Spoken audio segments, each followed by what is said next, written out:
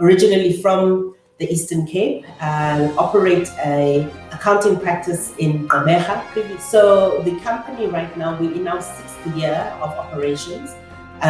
We have a staff complement of 9 and we are gradually growing. So I'm anticipating maybe 2 more appointments in the year of 2021. I had a great time at Stellenbosch University, graduated 2010.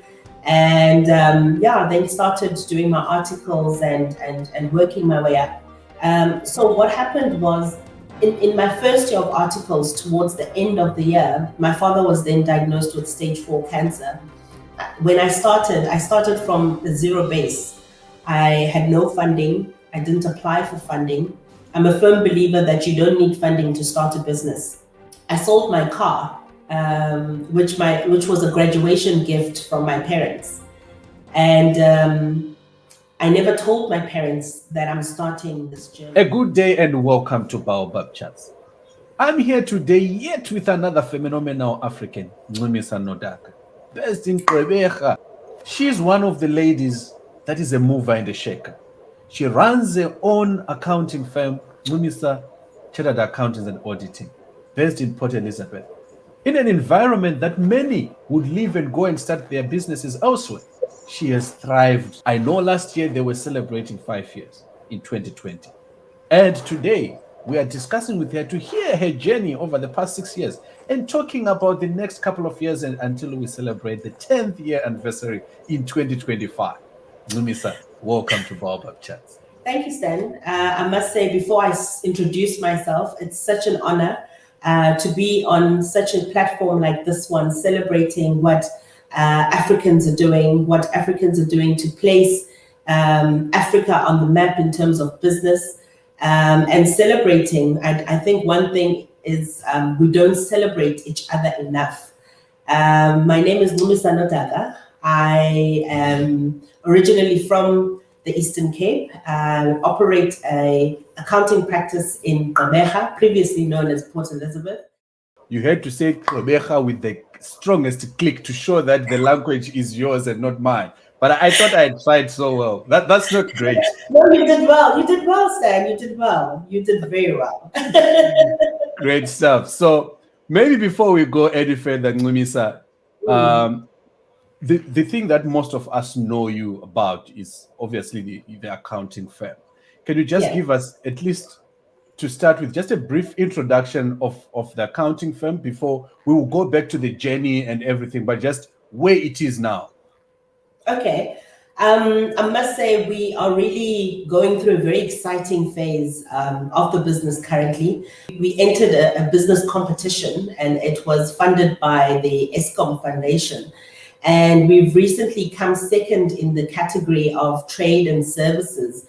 And I mean to be representing the Eastern Cape on a national level, and to also know that I'm carrying the flag of my home province very high, and we're really making moves out there. So the company right now, we're in our 6th year of operations. We have a staff complement of 9. And we are gradually growing. So I'm anticipating maybe 2 more appointments in the year of 2021. We operate as... Sorry, Ncumisa, you know about jobs. You know about jobs. Can CVs start coming? Stan, I tell you what, CVs have been coming from day one. And, my heart gets so sore in the sense, it actually just highlights the levels of unemployment in our country. I receive on a daily, without even advertising a vacancy. We've got no vacancies currently, but in the next month or 2, we'll have something. But on a normal day, on a daily basis, I get about 10 CVs just being forwarded to me. And this is on our social platforms, some directly via email. So it's a daily occurrence. We've even internally started a database that I myself then would, if I see an opportunity, for example, in South Africa, we've got something called the Yes Movement going. And it was an initiative announced by our president, Cyril Ramaphosa, about unemployed graduates. I actually sent that database to them and said, this is the database that we currently have of unemployed people. So if you can maybe link up with them, please get something out there. Yeah. Yeah, and sorry, Ncumisa, I think there's going to be a lot that we can talk about. I want us later on to come back to this issue of unemployed graduates. What can you do? Because this is a real challenge that we have, and we're not going to have millions of jobs opening up overnight. Politicians can promise us whatever they can promise us. We are in a pandemic, the world is changing, but we'll come back to that. I cut you short whilst you were explaining where you were, that you were going to be recruiting, maybe increasing the team size by 2 more later on in the year. Yeah, you can continue. So how we operate is we're an accounting and tax auditing advisory firm. And I think in year 2 of the business, that's where I actually saw the deep need for entrepreneurial education and actually mentoring. Because I saw a lot of entrepreneurs, especially entrepreneurs of color, who did not grow up around generational businesses that have been carried from one generation to the next, was suffering a lot when it came to awareness and knowledge about how to run a sustainable business, and also about how to ensure that your business is lifelong, that I can leave this business for my children's children. What controls to put in place, how to think, what decisions to make earlier on in your business to ensure that that business actually is lasting. So that's where the training and development side division of the business came through. So we've just recently been accredited with Services CETA. So the trainings that we provide are actually SAQA accredited. So someone can go out there and have a certificate in hand and actually say, this is a qualification that I have. Your background, you are from the Eastern Cape. Yes. Where exactly are you from? And can you just give us a brief background of that, of your family, maybe until your university days? Yeah, okay. I'm originally from a small town called Humansdorp. It's an Afrikaans town. I actually was taught in Afrikaans as my first language. So primary school and high school, Afrikaans was very dominant. Obviously with English as being his first language as well. That's where I grew up. I went to primary school, law school, Stilton, and then high school was Ncumisa School. And then after high school, I enrolled at Stellenbosch University. Again, I think the reason for that choice was it was very similar to the background where I was coming from. So I didn't want something that was going to cause me a lot of stress in terms of now acquainting myself with that environment. And I had a great time at Stellenbosch University, graduated 2010. And then started doing my articles and working my way up. Finding yourself in accounting, where did that come from? Well, I've always been great with numbers, and that's all thanks to my dad. I think doing the multiplications table, my dad went to, so we lived close to almost like a valley, and there were reeds. And whenever I would be doing my maths homework, my dad, we didn't have those, what do you call them nowadays? But these fancy things or tools that the kids use and they can count with them. I didn't have that. So my dad just got reeds, he cut them this short, and I had a bag of them, and that's what we would use to count. So he really ensured that I had a very good foundation in terms of mathematics. And I was always a diligent learner at school, so I performed well, primary and high school. And in grade 9, I met one of my teachers, Meneer Loopscher.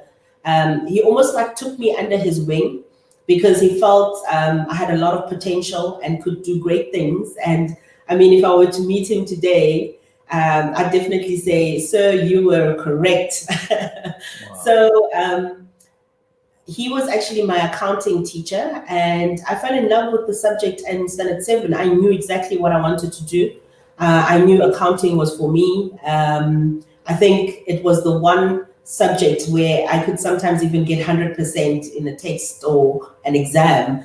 And I was very passionate about it. And he was actually the first person. I think I was in my grade 11 year, which is standard 9. And he gave me an application form for Stellenbosch University and said, go for it. And yeah, the rest is history, as they say. The rest is history. But I must caution you, I know a bit about the South African education system. So when you start saying standard 8, standard 9, you are giving away your age. Just as a caution. To those of us who have got inside information, we start calculating and counting. We're good. Those who are good with numbers. But anyway, so Ncumisa, Yeah. you finish. Obviously, you go through, your degree at Stellenbosch University. Yeah. You practice. You do your articles in the Western Cape. At some Yes. stage, you decide to come back to the Eastern Cape. Yes. And when you find yourself within the Eastern Cape space, that's when you go on to this journey to start Ncumisa's own accounting firm. Yes. How does that come about? Well, that actually came about in my first year of articles. So when I started articles, you're correct in saying I started my articles in the Western Cape. And when you are in articles, you go around on different jobs, different audits, and at the firm where I was based, it was mostly owner-managed companies, but big companies that have been carried from generation to generation. And I then just started thinking, I mean, I haven't met a lot of Black companies in my journey, and why is that? And how can I ensure that we one day also can say that my grandmother started this company and carrying it from generation to the next? And I think that's how the idea was birthed, to actually know that you can create wealth, and also knowing that sometimes that wealth, it needs a few generations for it to be a success. So I was willing to be the sacrificial lamb. I like how you put it across. And, look, a lot of us also still struggle to get that privilege to be that sacrificial lamb, obviously with all the structural challenges that we get. Yeah. But at the same time, a lot of us are lazy to be that sacrificial lamb where, we just want that instant gratification. Yes. And we just desire what we see other people and other families and people from other backgrounds having, And so why though in Eastern Cape, I still want to come back to in Port Elizabeth specifically, because when I look at the economy of South Africa, a lot of people, your chances are better if you're in Johannesburg, for argument's sake, or if you're in Gauteng, or if you're in Western Cape, and at least even better in KZN, in Durban, in terms of the pool of clientele that you can tap into. How did you make that decision and still, until today, 6 years later, you're still in the Eastern Cape? I think that decision was made for me, and then I decided to embrace it. So what happened was, in my first year of articles, towards the end of the year, my father was then diagnosed with stage 4 cancer. And my father and I, I'm a daddy's girl. We're very, very close. And I found myself coming home almost every weekend. And I mean, that's a 7-hour drive to home and a 7-hour drive back to Cape Town. So it became an issue in the sense that I was very tired, and I saw that it's cost-wise as well. It wasn't going to be sustainable. And at that time, I had a chat to my parents, and I indicated, how about I continue my articles in the Eastern Cape? And coming from Humansdorp, Port Elizabeth or Gqeberha is the nearest city. So I indicated to my parents I could move to Port Elizabeth and continue my journey there. obviously, I had no plans of staying for long in PE. I was just hoping to do a 3-year stint, and maybe when my dad's health improves, then I can spread my wings and fly away. But I then had a thought, in the sense that we see so many people, so many celebrities, so many people of influence, even political activists who are coming from the Eastern Cape. And all of them have now moved away from the Eastern Cape, and not much was actually being done in terms of now giving the Eastern Cape its own wings, almost like reinvesting in the province. And I also saw that there was a lot of growth potential within the Eastern Cape, because if you go to cities like Cape Town, Johannesburg, you already get there and there's already a market. So you find yourself already competing with people who've probably been in that market for 3-4 years, and you're just arriving, and you kind of need to level up really fast. And I thought, well, if we start something like this in the Eastern Cape, it will allow me to be almost like have monopoly of the market for a few years before others then decided to join in. And then we could really make use of that to our advantage. And really, the Eastern Cape, I do believe right now there's so much happening. I mean, Transnet's offices have just relocated to the port here in Kucha, or Ngucha, as we would call it. And it's just opened so much room for improvement in terms of the business environment, the business arena, because I have friends, I have colleagues that are saying, we're actually opening up an office in Port Elizabeth because of the opportunities we are identifying that side. Yeah. And how possible is it to start such a business as yours without being involved in some backend deals, getting clientele? I ask this because, with a lot of us younger people, when you speak to a lot of people, they give you so much ideas. And when you say, why are you not implementing this? A lot of people will tell me that, you know what, I don't have a father who plays golf. So I cannot get, at the same time, I don't have an uncle who is in the political circles to get, so I have these ideas, but I can't start. I can't implement it. How did you experience that, and how did you navigate around that? Yeah.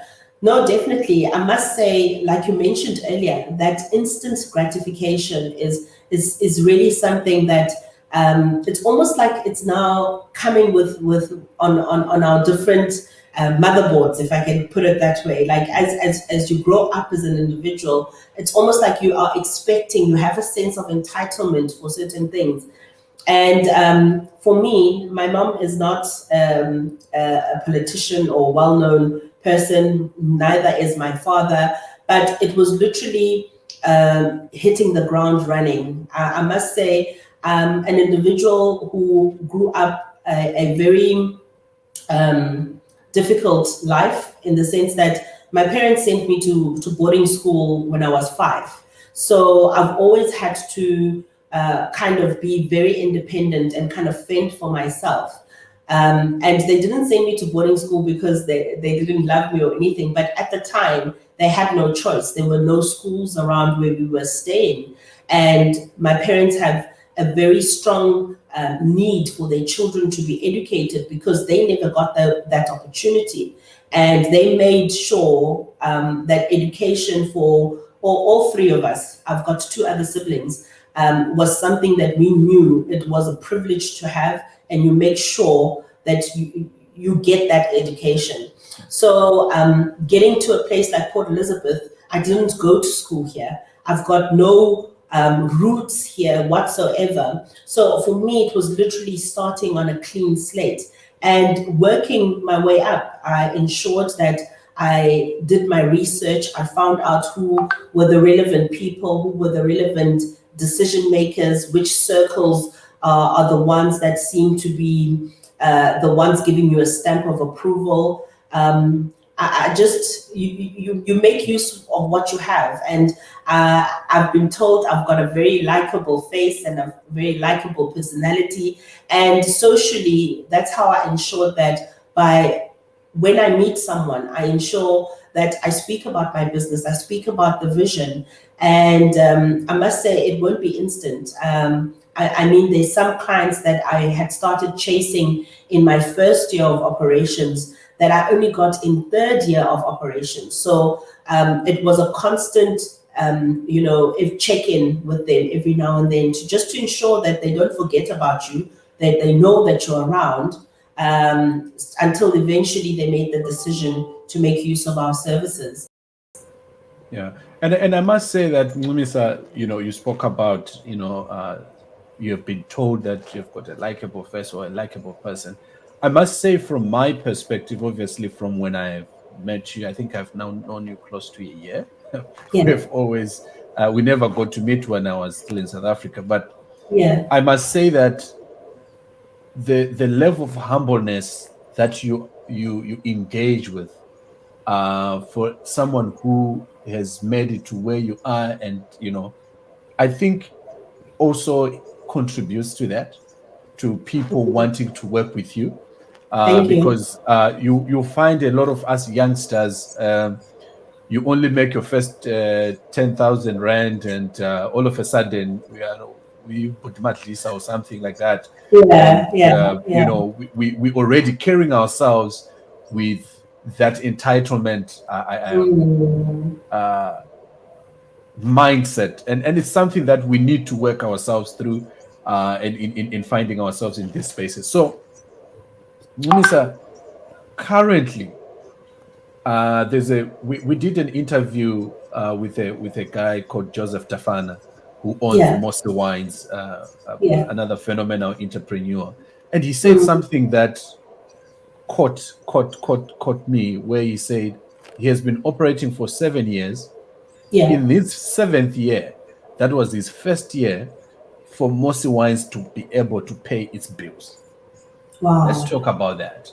We don't want to talk, obviously, about your balance sheet, but how have you managed when you started, and the growth of the team and facilities and, buildings and all that, and profitability? How did you manage that? At what point did you become profitable? Are you profitable? Is there a lot of money in this, or is there not money? How did you manage it? Where are you? Sure. It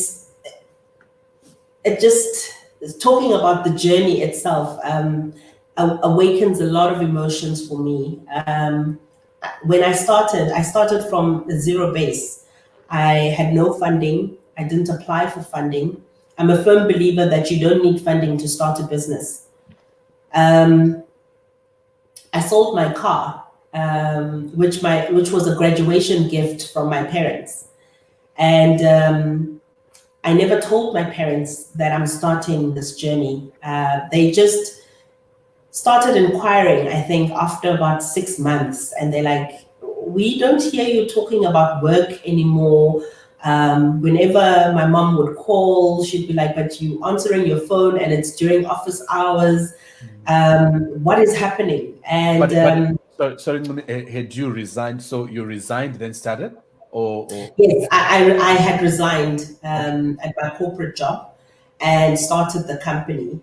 And I did so without telling anyone, because of the fear of rejection. When you talk about something that's never been done before, you almost are met with a lot of resistance. And I wanted to just do it. And by the time people or my family had discovered that this is what I'm doing, so that I can actually say, but it's paying my bills, but I'm able to have a life and still do what I want to do, because I understood at that time that they might not see the vision and might not feel as passionate about the vision as I did. I think the decision to resign and sell my car was one that caused a bit of a drift between the relationship between myself and my father. He was very upset at me. And I must say, right now, my dad and I, we are great. Our relationship is phenomenal.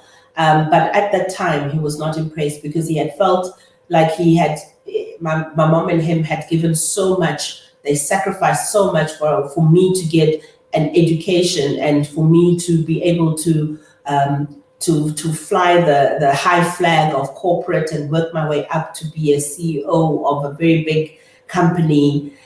So he almost saw all of that just going away.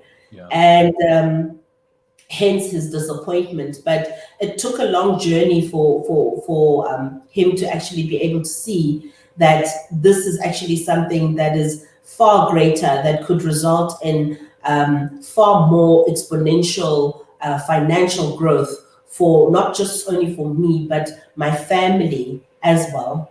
And then going back now to the moment when I sold my car, those were the funds that I then used to kind of live for the next few months.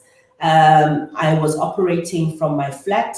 I did not have an office, and I didn't even have a desk. I was sitting in my bed with my laptop and a pillow behind me, and just for me to be comfortable.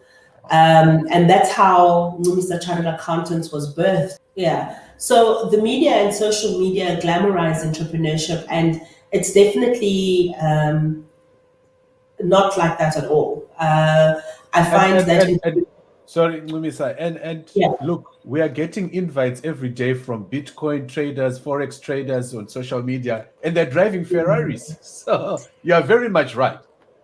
Well, let me tell you about this. I know currently that I can buy a Louis Vuitton shopping bag, an empty one, for 1,000 Rand, pose with empty bags, put it on my social media, and automatically you stand think that I had just come from a shopping spree at Louis Vuitton.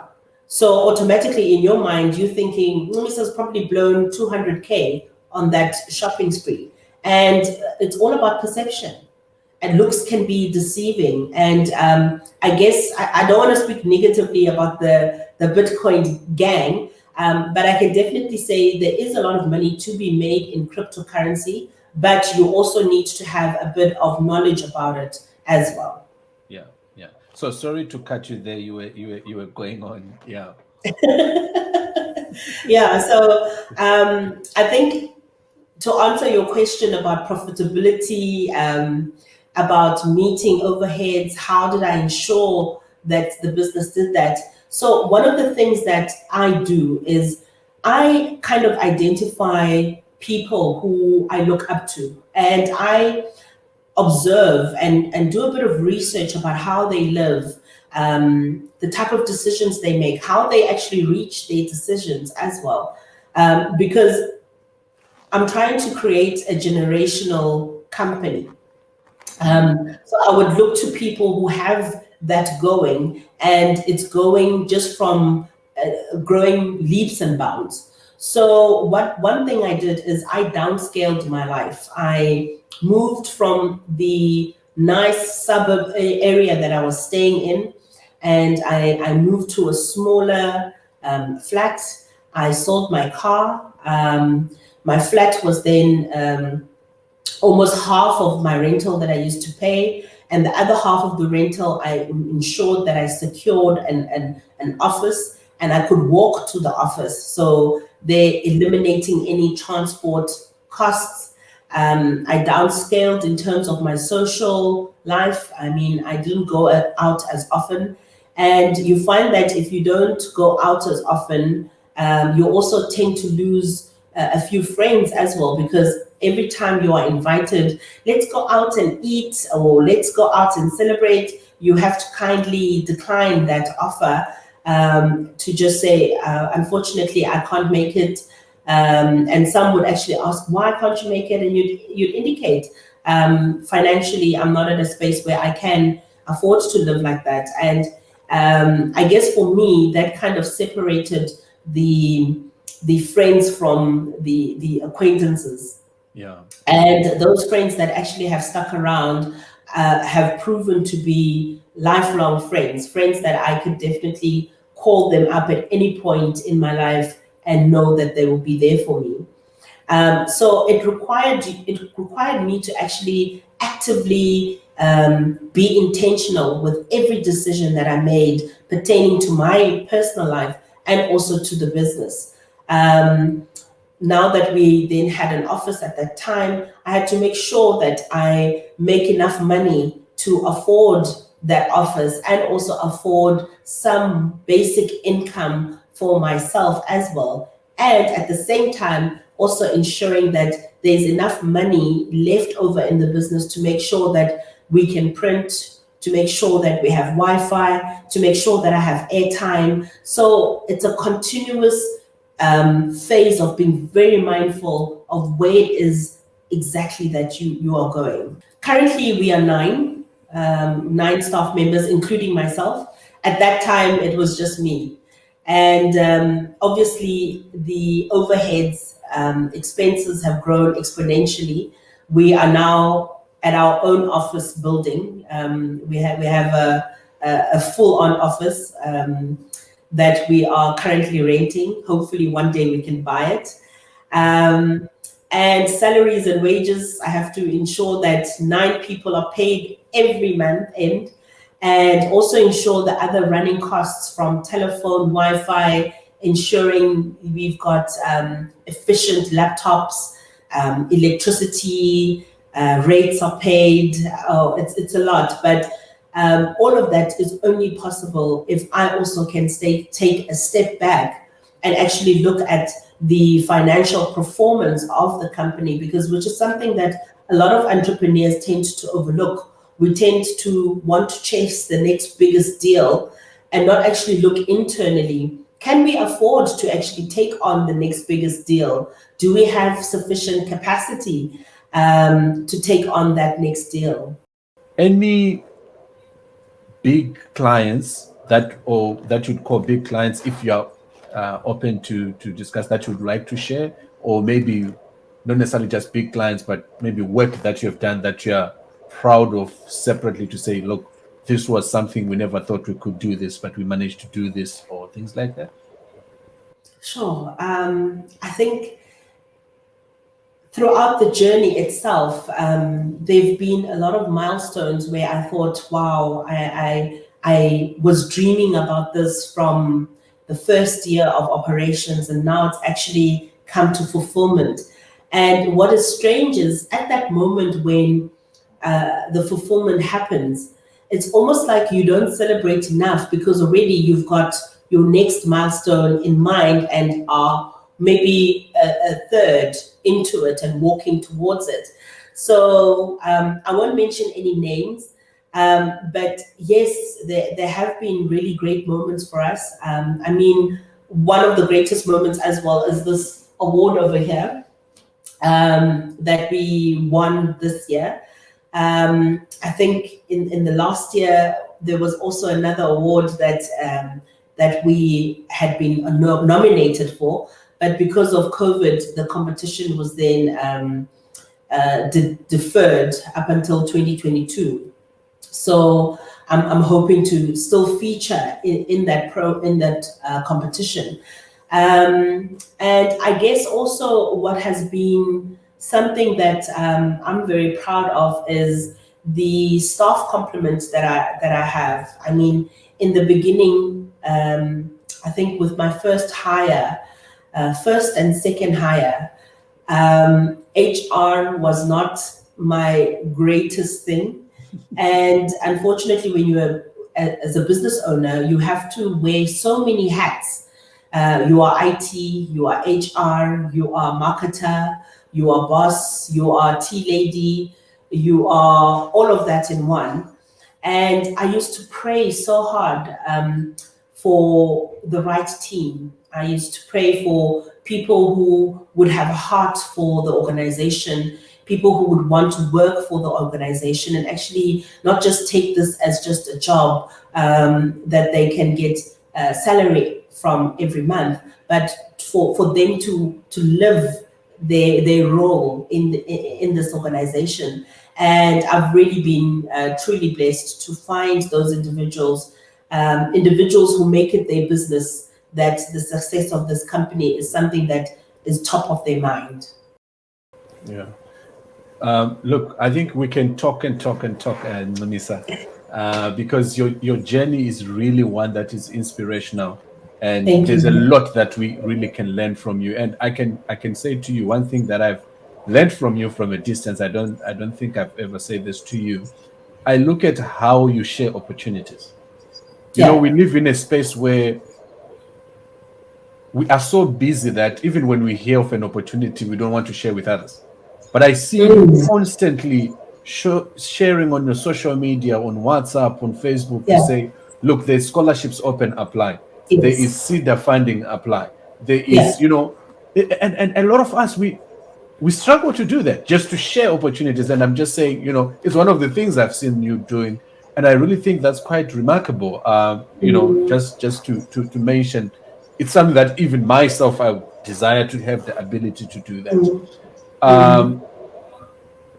Now, I said earlier that we want to come back to this issue of unemployment and you know, unemployed graduates. People are looking for jobs. There is really no jobs. You know, it's even worse in this pandemic era that we are in. How do you think we should deal with this, other than the government looking onto the government? How do we start as young African youths to start engaging on this to make this work for us? Yeah, I think it's all about a mindset change.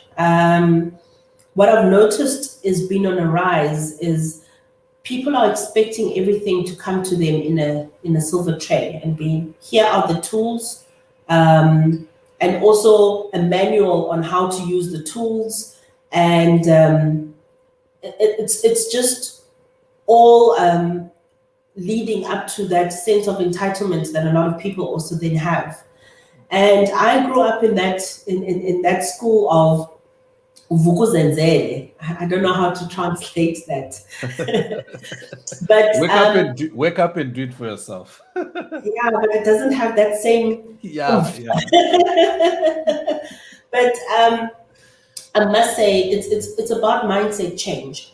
The reason why I have opened up my organization to become more of a training provider as well is to really allow those graduates to actually come through the doors. For example, currently we are trying to get this office accredited for CIPA articles, which basically means that graduates can join our organization and they can then gain practical 2 to 3 years of practical experience, because sometimes what disqualifies graduates is that lack of experience, and they then can gain this experience in this organization and work with other entrepreneurs and get inspired. Because I really do find that when you are in the entrepreneurial space, there is so much happening, and there is so much that could inspire one in creating the next, or being the next Mark Zuckerberg. So hence I am pushing so much that we get accredited as a training office, and I would be leading that role of being the training provider, ensuring that we get other entrepreneurs out there. Yeah, and whilst we're still on there, I just want to touch on now, specifically narrow it down in your field, accounting. Why? Because I know a lot of young people, they finish at university, get the articles, they do their 3 years, they become chartered, they're shipped out of these big firms. And now it's what's next. And a lot of people struggle to make that transition, to find another job, or, you know, some try business, some try. What would be your advice to people that have finished university, they are going into their articles for accounting, for them to prepare for that 3 years and the unknown eventualities that come at the end of that period? Sure. I think for me, I've always been an inquisitive child. I think, my relationship with my father, we had this game that we would play, where we would ask each other questions. For example, if we took a drive somewhere, and at the end of that drive, he'll ask me, how many red gates did you see? Or how many trees were along the way? And that actually kind of sharpened my eye, I guess, and my mind to notice things that normally you wouldn't look at. And I must say, throughout my articles journey, what I did was I asked a lot of questions. I made sure that I am on very different jobs. By jobs, meaning visiting very different entrepreneurs. If I saw that there was too much manufacturing in my pipeline, I would then go ask, how about I